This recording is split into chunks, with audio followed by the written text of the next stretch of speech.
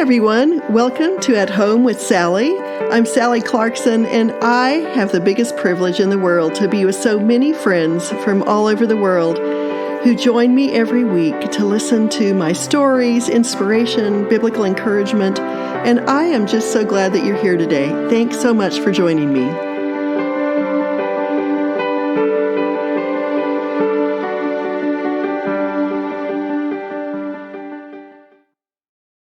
Hi, my friends. This is Sally Clarkson, and I am so happy that you joined me today.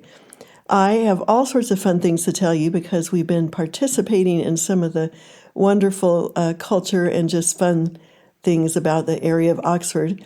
But today I wanted to have my son Joel on my podcast because this is the time when I get so excited about Advent and all of the celebration that's coming up. Joel and I the other day were at one of my favorite places for breakfast, and they had put little fairy lights everywhere. It was just gorgeous, and so it kind of made me get excited about the couple of months that we have ahead. And so I came home and I turned on my Christmas music. As many of you know, I listen to music. I take it with me in my pocket when I'm walking. I listen to it all the time. And so it made me realize I wanted to have Joel on my podcast today just to talk to us a little bit about some of his Christmas music because people all over the world listen to it. And for those of you who are new or need the reminder, I thought it would be fun for you to hear me talk with Joel about his music. So hi, Joel. Hi there. Joel and I have had several adventures since I've been here this time, and it's been lots of fun. And you will hear later on today in my podcast that we went to a fun little town, Woodstock, which is just not too far from Oxford yesterday, and enjoyed a delicious Sunday roast, and talked with some people that we really thoroughly enjoyed. I got my two little coats that I tell you this story about. But Joel tell us a little bit, Joel, about yourself now and just a little bit about your background. Yeah, so I'm living here in Oxford. I've moved here several years ago, but I came over to the UK to study theology and the arts. I started a master's program first at the University of St. Andrews, and then I went on to do a PhD there as well. And my interest was in theology and music and how music interacts with theology, how it helps us to understand theological ideas, how it operates in a theological way, and also how theology helps us understand what music is, how it shapes us, how it informs our worship and our day-to-day lives. And the reason why I was interested in that is that my background is in music. I started my coming out of high school. I kind of took a few years to figure it out, but I was always kind of haunted by the love of music that I had, sort of overshadowed by that. It's always followed me everywhere, and it's kind of a constant companion. And eventually that led me to Berklee College of Music, where I did my undergraduate degree, and then I followed the pathway further into the film industry, where I worked in film and TV along with my brother Nathan, and then started getting involved in sacred music and writing works for choirs. And I really kind of fell in love with vocal music, and that's what led me on to St. Andrews. So that's a little bit about me. That is a little about you, at least in the area of your music. Well, Joel has produced a number of albums. How many albums have you? Oh gosh, it's over a dozen at this point. Over a dozen. Original music that he's written over the years. But what I wanted to mention especially today, for those of you who aren't aware of this, is that Joel decided a few years ago to peruse all of the old hymns and music and carols of different countries and to write two albums. Mm-hmm. Did you have in mind that you would do both of them to begin with, or? No, I didn't. So the first one was really just, I think I kind of came around to it because every Christmas season, from about the middle of November or late November, really from Thanksgiving onward, but you start hearing radio songs, and most of it's very modern. There's nothing wrong with that. A lot of Deck the Halls and Rocking Around the Christmas Tree, things that we all love. Classic in the sense that they're a little bit older than we are now, but what I was interested in, and what I've always been interested in, is the real classics, the ones that go way, way back, the ones that go back before our sort of world of commercial music, and even in a sense before the last couple hundred years of hymns and carols written in the Common Era, hymns that we would be familiar with, like "Hark the Herald Angels Sing" and "O Come Let Us Adore Him" and things like that. There's a much older tradition that goes back really to the medieval era, and it's a carol tradition, and it's built around various regions that have carols that are kind of particular to them, that have risen up in as folk songs in these particular regions, and then they kind of grow in throughout this medieval history, grow in prominence and become part of the cultural sort of expression, as it were. And so I was interested in that carol tradition. Well, I loved it, and as I listened to it over the years, but when our children were young, we used to listen to a lot of George Winston, and that kind of gave them an appetite for the kind of music that he did. And then Joel wanted to do an instrumental kind of his own sort of interpretation of carols with a beautiful acoustic sound. Yeah, so we grew up with George Winston's December, which is, I'm sure it's also a wonderful, beloved album that many of you will enjoy as well. And it goes back to my earliest childhood. We were listening to it very, very early on around the dinner table. As soon as sort of Advent and Christmas hit, out would come December, and it really sort of articulated the atmosphere of my experience of Advent and Christmas as a child. A really enchanting atmosphere, and there's sort of this beautiful. He's associated with sort of not quite minimalist, but very easy, gentle melodies and open sounds, and a lot of space for meditation and a lot of space for quiet and contemplation. Yeah. I would say that, but I would also say delightful. I was listening to Bring the Torch, Jeanette Isabella, and I read some of the history on it. Actually, all of you, if you want to, can take the titles of these songs and look up the history of them to find that there's a story behind almost every single song that you have on here. Definitely. And one of the songs that I was studying this morning was really fun because it talked about the fact that every year all of the children would sing the song and dance as they marched the Christ child in a parade into their town. And it was supposed to symbolize angels singing and bringing joy. And it was just interesting to me to imagine in a little in a little town for many years, people dancing to this song. Yeah, and I think actually that's a good song to bring up, Bring a Torch, Jeanette Isabella, which is off of my second album, Midwinter Carols Volume 2. It's a song which touches on the importance of the theme of light in these stories. And these carols are particularly, even more so than a lot of modern carols, centered around the sort of idea of darkness and light. Of course, the year is getting darker and darker and darker until December 21st. It is here, isn't it? Yeah, it's quite dark. The sun sets at about 4 p.m. right now here, and it will get darker until December 21st. From the early church all the way through the medieval church, there is this, especially because there was very little light in those darker months. There was a really clear sense of Christ as the light coming into the darkness. And so the symbolism of that, actual light, but also songs to talk about light, and the sort of theme of light is very, very important in those kinds of songs. And you can feel and hear it in the music. You really can. And it was delightful to me. There's a lot of delightful music on here. And so I just wanted to tell them about that today.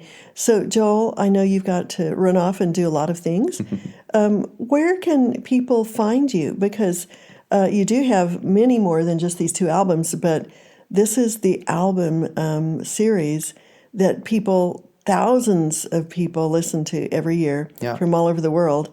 And so I want people to have a new set of songs to listen to. So where can they find you? Yeah, so you can find me anywhere songs are streamed online. So whatever streaming service you use, whether Amazon Music or Spotify or Apple Music, please do add my album, and I hope that it's a delightful sort of addition to your Advent and Christmas seasons. Okay, so tell them the name of the album again. Yeah, so the first one is called Midwinter Carols, all one word, Midwinter Carols, so 2 words.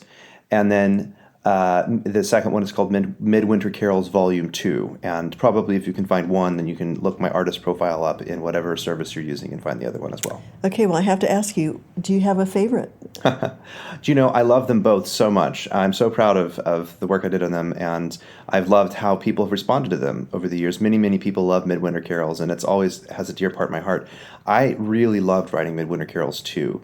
There was something about the process of it, sitting with these particular carols, including Bring a Torch to Net Isabella, and He Has Born the Divine Christ Child, and just these incredible, beautiful carols. I really enjoyed the second one. So I'd say different ones, different years, but I think many of you maybe haven't heard the second one, so I hope you'll give it a chance too. Well, I think that's great. And the other thing I wanted to say is you're kind of just an artist all the way around. And so Joel is a photographer, and he takes all of these wonderfully, vibrant, beautiful photographs of the places that you hike and go and meet people, and he combines it with music on Instagram. So what is your Instagram? Yeah, you can follow me, and I hope that you do, and I'll look forward to seeing you there. It's Joel, so it's the @ symbol, and then Joel, Joel, .I.Clarkson. Okay, great. Well, thanks so much for joining us. Thank you for letting me. And a merry early Christmas to all of you, my friends.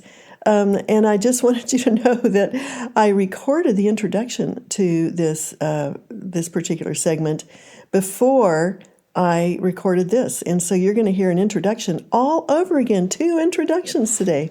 Oh, well, life is happening to us, and I don't have the ability to edit at this moment. So have a really fun time listening to the other part of this podcast, and I'll look forward to talking with all of you next week. Bye-bye.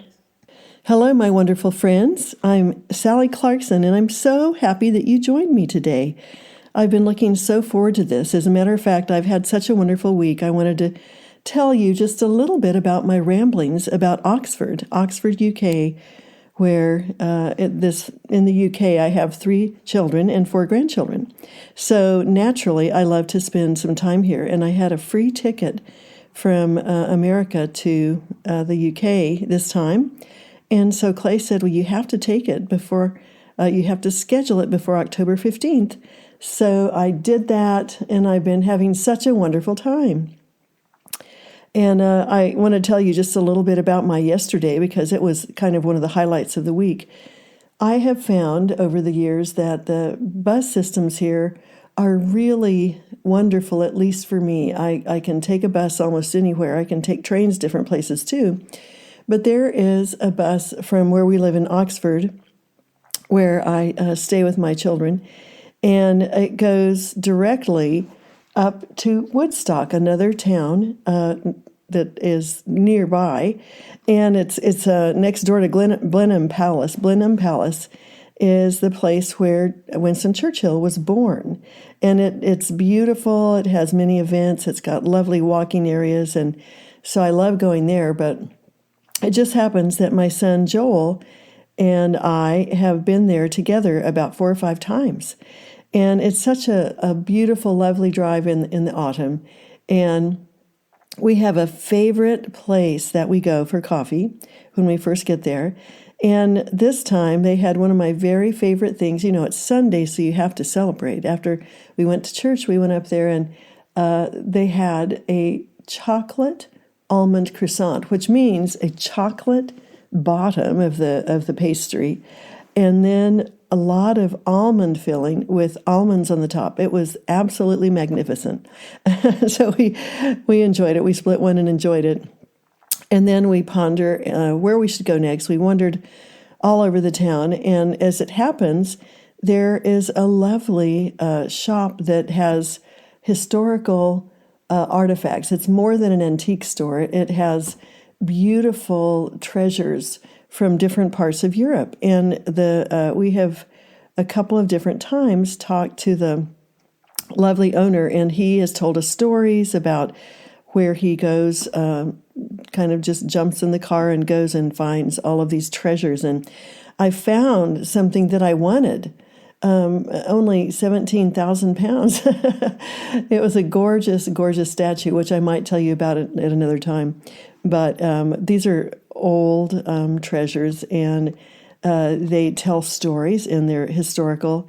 And it just brings us back to mind to times and histories of people who have gone before us, who have left legacies.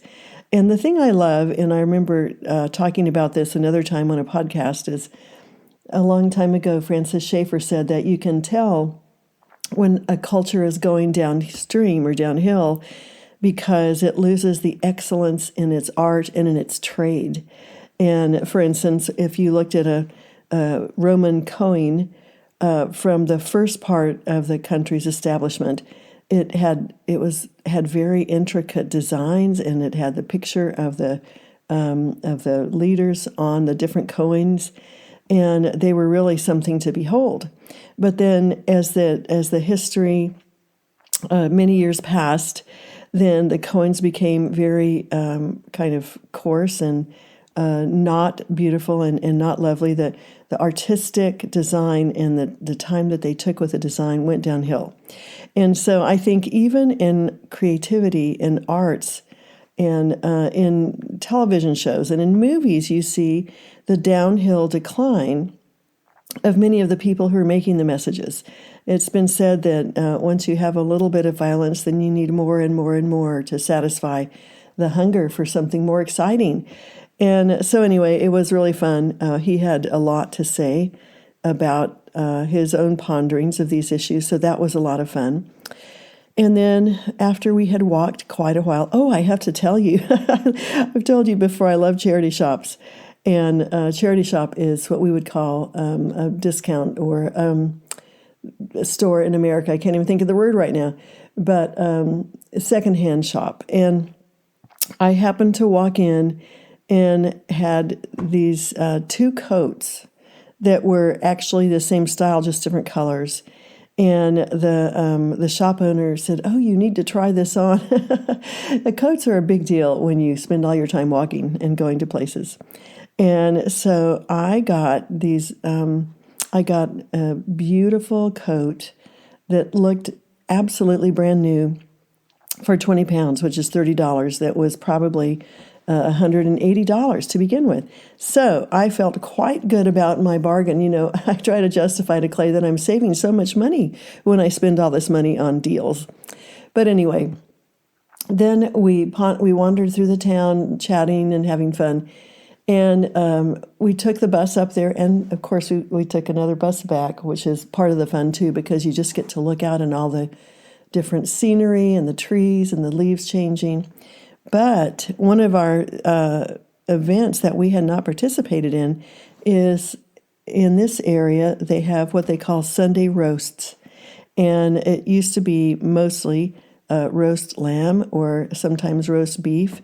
And now they're adding roasted chicken and roasted vegetables. So you can pretty much pick what you want to. But it's kind of a tradition on Sundays for many people to go to their local cafe or pub or restaurant and partake of these lovely roasts. So Joel and I got the last table at this lovely restaurant, and we split a roast lamb and had such a fun time. I took pictures of the fireplace and the people within it, and of course, there are a few dogs scattered here and there and around the restaurant, and it was just a lovely time, a crackling fire. So it made my day really, really fun. But as I look back on this week, one of the things I want to talk to you about is we need to understand, all of you who follow me and who've read my books and who participate in this arena, I was really thinking about how much I wanted to say, excuse me, that your hard work in shaping and forming and cultivating and educating and loving and being patient with those little human beings who are right inside your arena, who are right in front of you, is so deeply important as we look at the leadership in different countries and the people and the stories, including our own. You see that character is oftentimes an issue, a lack of character, lack of training. I wanted to read this quote by Aristotle. It says, "Excellence is an art won by training and habituation. We do not act rightly because we have virtue or excellence, but we rather have those because we have acted rightly. We are what we repeatedly do. Excellence, then, is not an act, but a habit. And that's by Aristotle. I would say that character, virtue and character is not just a habit, but it's a way of thinking. It's a way of shaping your thoughts. It's a decision that a heart makes. I will be a virtuous person. Therefore, I will tell the truth. I will honor those who are older than me. I will be diligent. I will be steadfast, and so on and so forth. And so I just wanted to talk about that just a little bit today, because I want you to know that that is the most important area of working with those that you are mentoring, teaching, training, discipling, whatever, is reaching the heart with the imagination of what it looks like to be a virtuous person in a dark world, in a chaotic world. And it's a calling in our lives, I think. Training a child to have character, diligence, honesty, perseverance, generosity, kindness is such a long process. We think there should be a formula that gets it done quickly. Yet it is the repetition over and over again, and then practicing, correcting, growing stronger, that creates a person of integrity and virtue. All of those hidden moments matter. Merely having a piano in a home, and you're going to be talking with me today with my son Joel, as you probably have already heard him by now, because I'm going to put him at the beginning of this podcast. But merely having a piano in our home and having, as all my children did, bang on the instrument will not nurture in a child into becoming a classical or a skilled pianist. To become excellent in playing, the child must be instructed over a period of many years. Hours and hours must be given to practice and learning music. And then playing again is the course of action that will produce skill and excellence. And so Joel literally spent hours and hours in the past years. And then he went to Berklee College of Music in Boston, one of the best music schools. And he worked so hard, and he had to learn and correct, and he had to be admonished by his professors. You need to practice more. You need to do this. You need to do that. And then at the end of his college years there, he was chosen as one of the composers of the year. And so that practice paid off. Proverbs tells us that a skillful man will go before kings. I think that when we are skillful in the character of life, the virtue of life, we will have the opportunity of bringing light and influencing places where darkness now is active. Regarding character, wisdom, soul strength, a child must also be instructed and then have many years to practice, to be corrected, and to apply the teaching before excellent character and life skills are developed. So as I look at my children, and I'm watching Sarah now, for many of you know Sarah and her 4 children, it's a continuous daily thing. She's reading books in the morning, asking questions. She's correcting as she goes. She's teaching them verses and poems and literature and heroes that are filling their mind with a way to go forward, a self-actualization, sort of a self-image that will lead them to say, I will be a virtuous person. I will have godly character. I will love to be a light in this world. And that requires a diligent, vigilant person. That's one thing that I think sometimes that parents, it's not filling your children's lives with activities or with the most wealthy or important toys or playthings. It is spending as much time as is needed to shape a soul, to shape a faith, to shape a way of thinking. I think that we all would agree that contemporary culture mitigates against excellent character because our culture is so given to crudity, the commonness, a sense of commonness, a devaluation of human beings with secular media determining the values of children, many adults, and even leaders. And we see youth that reflect shallow character because of lack of wisdom, lack of discretion, lack of teaching, and lack of training. Couple this with a lack of intentional influence in their lives from other adults that they can watch who have a moral compass, who don't compromise their morality at every turn, and many children who have no model are at a disadvantage in their lives because they've never developed a strong moral character or the imagination of it. They've never seen an example in the adults around them. And so their brains don't even have the pathways of virtue and truth and vocabulary for expressing those things that are excellent.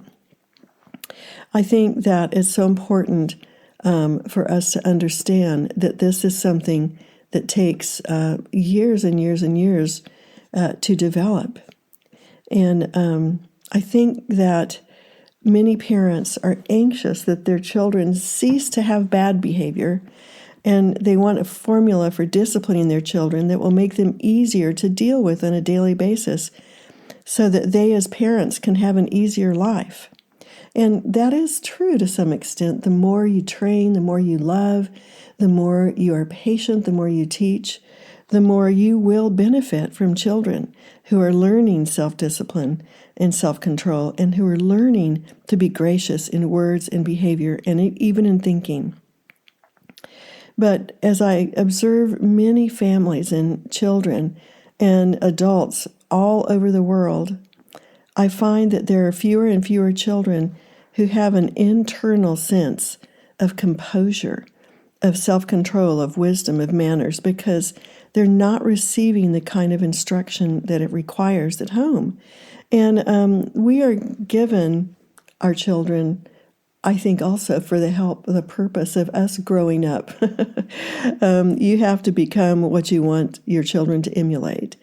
I think that a lot of moms, even stay-at-home moms, are busy with so many agendas and pastimes and activities and responsibilities that it's hard to remember that this virtue training is one of the most important ways that we will shape culture in our lifetimes. If we are created in God's image, if we believe that that is really true, to be like Him, shouldn't we as believers be the most excellent people in our behavior, in our character, in our relationships, and in our influence? And that takes constant choice on our part to practice what is virtuous. Doesn't Scripture teach us to lay down our lives for the sake of others? In this case, our children, our friends, our co-workers. Doesn't anything worthy always require great sacrifice and hard work? Well, those are just a few of the thoughts I've been thinking about this week, because we aren't alone.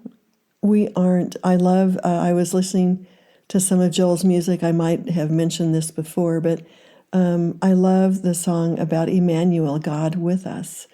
God is with us. He is reflected in creation, as it tells us in Romans 1. God created us with the ability to think, to reason, to work, to accomplish, to do, and to practice and emulate, to understand His character, and then to live it out in our world. And so I hope that's been encouraging to you today. It's just, I wanted to underline the importance of what you're doing to create to shape this kind of a heart in the lives of your children, to speak well of them, to speak well to them, of their capacity to become a light, an influence for good, a person who chooses virtue in their lifetime. So let me pray for you. Lord, I thank you for this beautiful day, this wonderful fall day where we can see all the different vibrant colors that you created as our artist. And we just want to thank you that we have the opportunity of knowing you and knowing your heart and knowing your goodness in our lives. I pray, Father, that you will be with all of these precious ones, all of these friends who listen to this podcast. I pray that you will help them to fall in love with what is virtuous, what is good and true and right and pure and lovely, and to think on these things, and that they will have a vision for the potential that each of these precious human beings in their lives and in their own life has to become strong and set apart, wholly set apart for your purposes. Give them the patience that they need to live through some of the mundane years of doing this training, of doing this shaping. Give them a sense of how we are called as adults to take responsibility for the times that we've been given, to shape our times in a way that reflects beauty and goodness in your attributes. So bless these precious ones today, Lord. Give them a real sense of joy in the fact that they were created for purpose and meaning, and that they can be a part of your redeeming this world and making it the place that you created it to be. In Jesus' name, amen. All right, my friends, have a wonderful, lovely week. Thanksgiving is coming. Lots of turkey, lots of stuffing will be ahead in my life, probably yours too. And I have received so many letters and emails and messages about you enjoying my Oxford book. I'm so glad that you are, because you can imagine more of what I'm doing now that I'm in Oxford. But if you have read it, would you consider leaving a review, because that will help other people to find it. And it's just been a delight to me that some of my ponderings and thoughts in the new book, Well Lived, have really encouraged you. Thank you so much for those who've taken time to write. Well, have a wonderful week, and I will be talking to you very soon. Bye-bye. I hope you've enjoyed our time together today and that you'll join me next week. Be sure to look for more inspiration on my blog at sallyclarkson.com. Thanks for joining me. Bye-bye.